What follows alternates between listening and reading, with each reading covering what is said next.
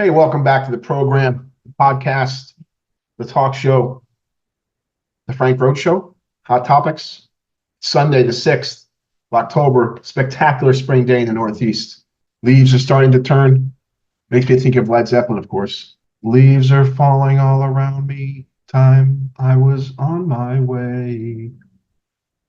I should apologize for singing on air live. That's horrible. Anyway, Led Zeppelin. Leaves are falling all around me. Time I was on my way. Ramble on, remember? Anyway, I hope your day is as nice as our day here.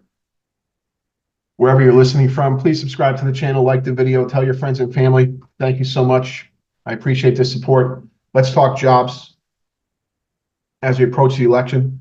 Remember, the Federal Reserve cut the federal funds rate aggressively in their September meeting by 50 basis points, more than expected. I've been arguing since that it was too much too soon. In fact, I've been arguing the Fed should stay on hold, should not be cutting rates. We still have an inflationary problem. Of course, Chair Powell has not been listening to me. Nonetheless, we had some good labor market data this past week. Wednesday, we had the ADP employment report. As always, every Thursday, initial unemployment claims for the week ending September 28th. And on Friday, the mother of all data points, the employment situation report. What's the state of the U.S. labor market in the month of September as we approach an election? The employment situation report is broken up into two types of surveys: an establishment survey, where the government actually contacts businesses and sees what's going on with employment at the business from their perspective, and the household survey, where they survey households and ask about employment for the people in the household. And we often have quite a bit of discrepancy between these two surveys. And we get some different data from each. From the establishment survey, we see that total non-farm payroll employment increased by 254,000 in September, better than expected, better than the prior month, and higher than the average monthly gain of 203,000 over the prior 12 months. The increase in employment were in food services and drinking places, healthcare, government, social assistance, and construction. Now, most of those sectors I just described are mostly part-time, relatively low-wage occupations. Healthcare, of course, has been growing forever. Government grows forever. Social assistance is growing. Those are not the productive areas of our economy. Those aren't where we want to see our big job growth. In any event, in September, average hourly earnings for all employees on private non-farm payrolls increased by 13 cents, or 0.4% to $35.36. Over the past 12 months, average hourly earnings increased 4%. Ouch. Mr. Powell, Fed, that's upward pressure on wages. That's inflation.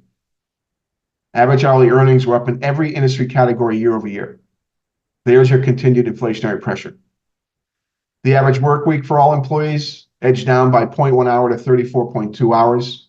We think about the average work week, we have to go all the way back to the horrible failed policy of Obamacare, the Affordable Care Act. And that has pegged the average work week into these low 34 levels, well below 40. Manufacturing jobs fell 7,000 from August and fell 36,000 from a year ago. Remember, Kamala Harris and Joe Biden keep bragging about they've increased manufacturing jobs to 800,000 jobs since they took office. A lie.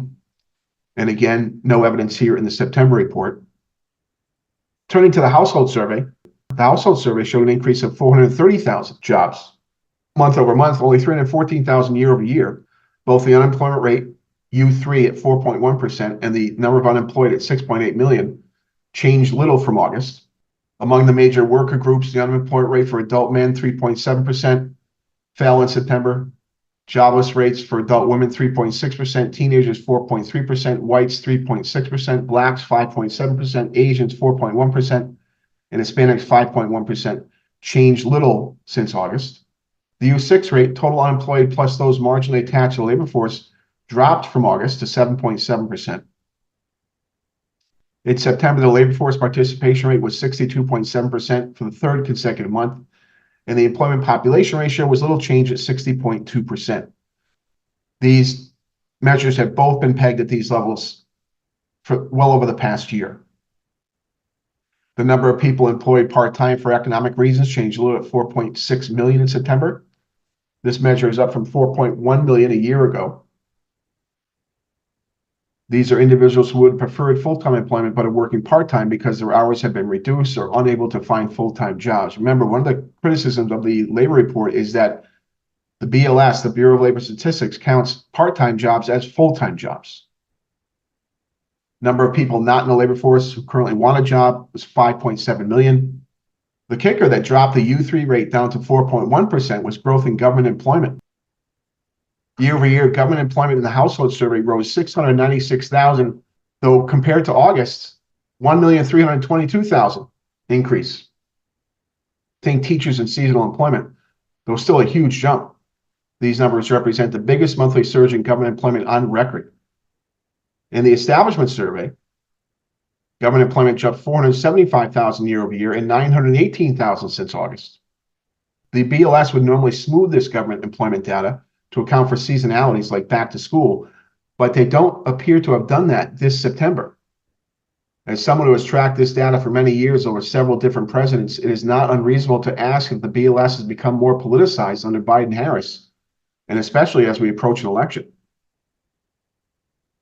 Presidents running for re-election prefer to have a stronger economy rather than a weaker one going into election. So better than expected job numbers for September, a Fed rate cut more than expected in just weeks from an election. These are rhetorical thoughts, of course, but just asking. Has the BLS become politicized? I'll leave it to you to decide. Other data in the week continue to show a decent, not a weakening labor market. On Thursday, as always, every Thursday, 8:30 a.m., we get initial unemployment claims. This past Thursday for the week ending September 28th showed an increase of just 225,000 of our fellow Americans lost their job and needed unemployment insurance. Another really good number. For the past few years, we've been stuck from 195 to 250 in terms of claims number. These are claims data consistent with a strong labor market. I've been arguing for some time this number is fugazi, and I think after the 2024 election, we're going to see a change in claims. And then also this past week on Wednesday, we had the ADP Nonfarm Private Employment Report. The ADP is a check writing company. Showed a net job gain for September of 143,000, so well below the number from the government.